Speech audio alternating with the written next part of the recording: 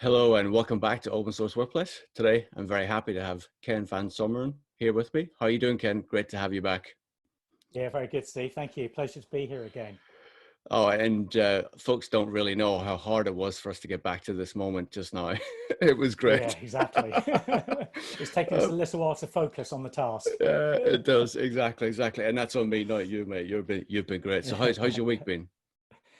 Yeah, very good. Very good. Yeah, busy as always. Lots of variety, keeping my ear to the ground in terms of the signals coming out of workplace particularly. Yeah.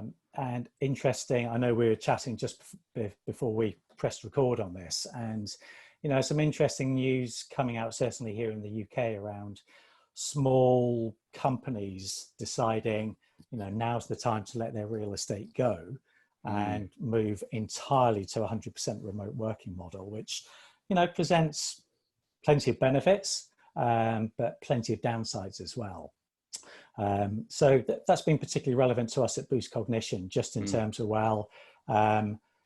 we're doing a number of things. We're helping companies ready for the return to work. We're also helping other companies and their employees, how can we create better focus, connectivity, and enhance performance whilst based at home. And of course, for those companies that are moving to this model, how are we going to make this sustainable? Mm. How are we going to make this a long-term viable option? Yeah, no, and last week you gave us we grazed over so many topics, and this was something that Mm. we really wanted to dig into, right? Focus and the impact of it. With folks working from home, how do they create that focused environment, and then also how do they give themselves permission to step away and take those moments of recovery? You talked about sport adaptation last week, so how do we apply Mm. that concept to those who are going to work from home and then their recovery? Yeah, and this is obviously a very real challenge for us at the moment in terms of supporting our customers and partners, but also so many people listening here as well. And, as you know, my passion is human performance and how can we help people be at their best? And, not everyone's an elite athlete or wants to be an elite athlete and smash it every single day. However, we know that the business world work, it is tough, it is very demanding. And it takes focus to achieve it. So during this period of working from home, one of the things we need to look at is how do we create the right environment and the right behaviors to allow people to focus. And if you'll indulge me for a moment, I'll just share an example that we did in Formula One motor racing a couple of years back. And this speaks very nicely to the challenges of the environment.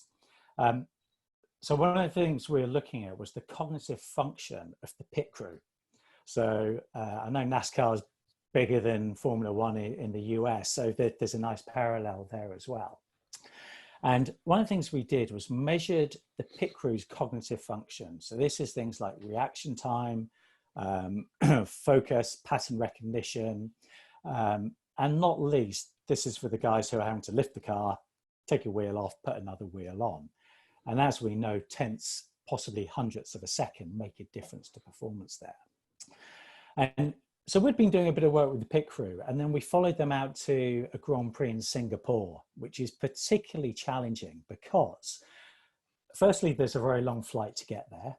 And whilst the drivers might be going by their own private jets, the mechanics and the pit crew are boarding the plane and turning right and, sitting in the back. So they're experiencing jet lag, sleep deprivation. They're getting to the pit garage, which is very hot and very humid. Anyone who's familiar with the Singapore environment will know that. It's a nighttime race. So put that on top of the jet lag and we're all over the place. And, these guys by day are mechanics. They're stripping down cars and engines, but then come race day, they're trying to shave these tenths and hundredths of a second off. And when we went out there and we measured their cognitive function again, what we saw was that a significant decline, so a slowing of their reaction time, a reduction in their focus, and not surprisingly, a slowing of their tasks during that pit stop. And actually, when we compare that to the scientific literature, the magnitude of the decline in cognitive function was the equivalent, if not, it's about the same as being just over the UK drink driving blood alcohol limit. Wow. So you extrapolate that, and essentially, you could say the pit crew were drunk on the job. Now, let's take this back into the normal environment that most of us are working in. And at the moment, it's suboptimal environments. They're not really designed for work, or for most of us, we're doing the best we can.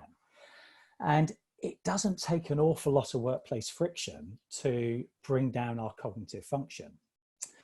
So without making accusations of, loads of employees are drunk on the job at the moment, I think this is an important point. And we need to think, well, how can we optimize the environment, not least to improve focus and reduce distraction so that people can be at their cognitive best. They can be making the right decisions.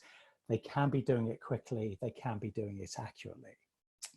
And, this isn't just about squeezing more work out of people. This is about allowing people to work more effectively and more efficiently. So the quality of work is maintained or goes up, but also we're not stretching the hours, because most of us are juggling additional domestic responsibilities with professional responsibilities.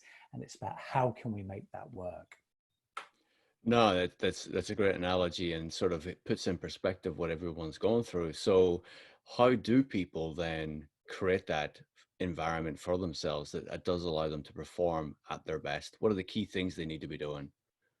Yeah, so we spoke very briefly last time about this being a great experiment. We would never have designed it under these circumstances, or never have designed the circumstances.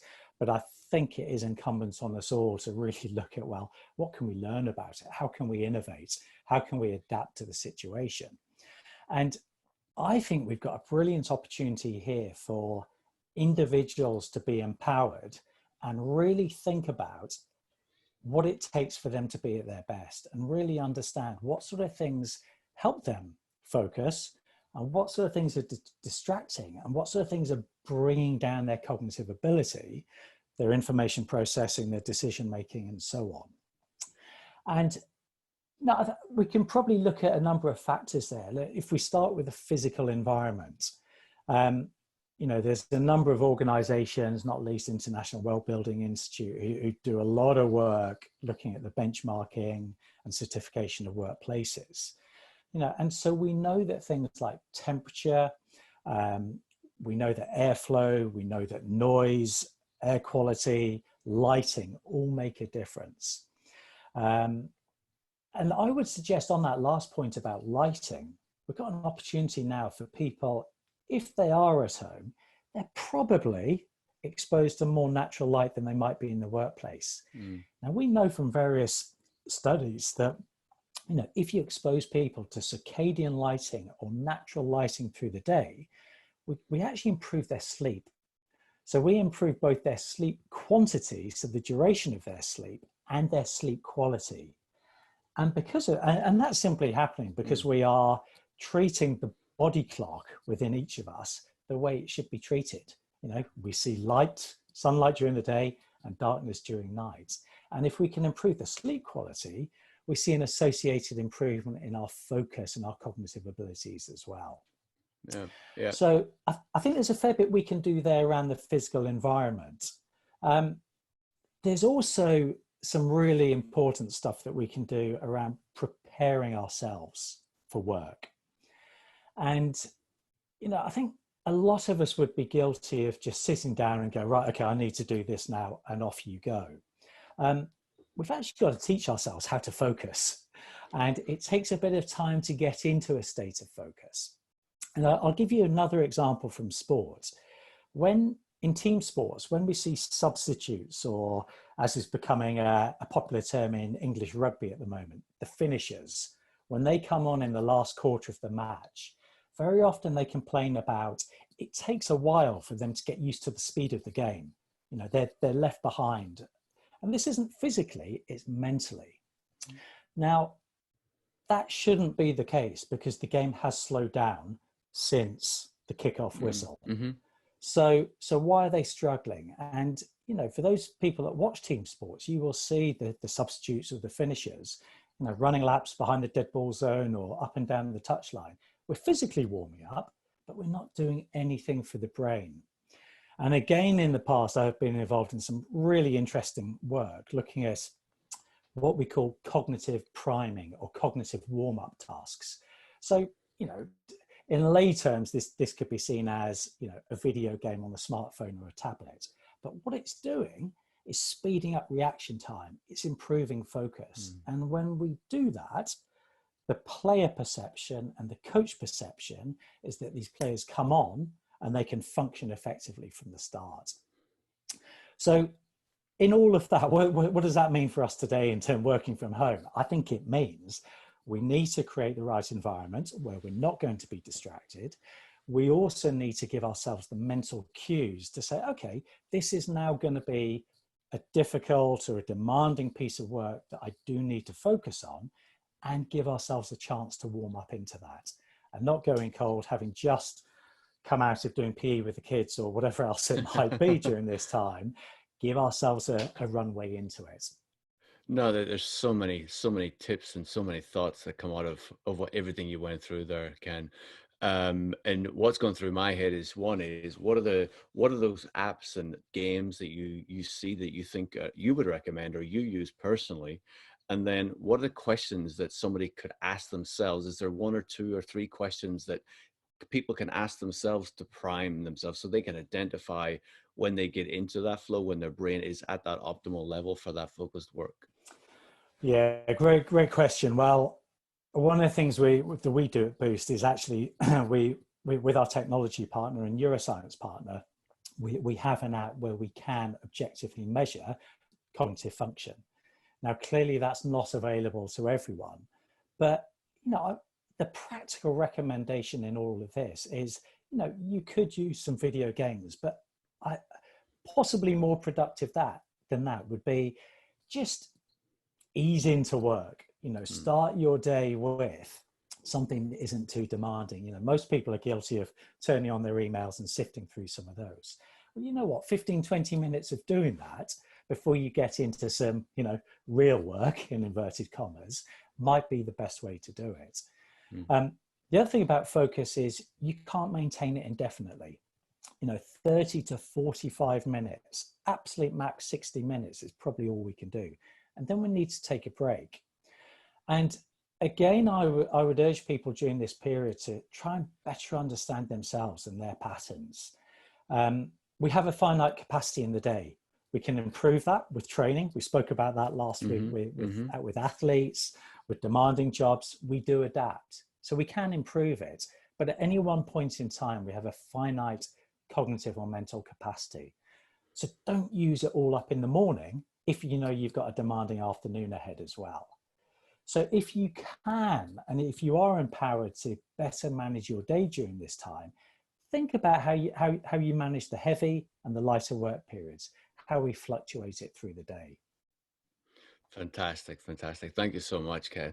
There's so many things that I want to go through, and we will obviously, as we continue these conversations each week, we will get to some of those things. But great perspective and also great examples of what we see in sports and applying it to actually what we're doing today, and allow us to really fully understand the benefits of what you bring in and Boost Cognition or bring into the workplace community. So thank you, and have a great week, man. I'll speak to you soon. Yeah, great. No, thanks ever so much, Dave. Pleasure as always. Speak soon.